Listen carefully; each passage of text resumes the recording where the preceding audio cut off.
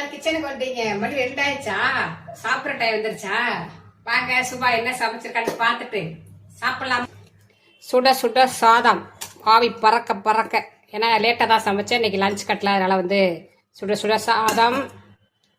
அப்புறம் வந்து பக்கடா குழம்பு வச்சதுனால அதில் 4-5 தான் பொரிச்சு அப்படியே எடுத்து வச்சுருக்கேன்.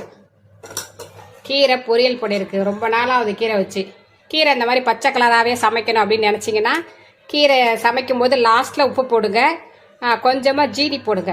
பச்சை கலர் மாறாமல் அப்படியே ஃப்ரெஷ்ஷாக இருக்கும். ஓகேவா?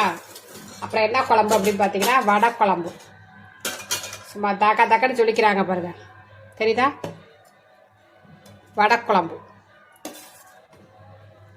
பக்கடா குழம்புன்னு சொல்லலாம், வடை குழம்புன்னு சொல்லலாம். ஓகேவா? செம்மையாக இருக்குது. நல்லா கறி மாதிரி எடுத்து வச்சு சூப்பராக சாப்பிட்லாம். ஓகே, இன்னைக்கு சுபா வீட்டில் இதான் லஞ்சு. வாங்க சாப்பிட்லாம்.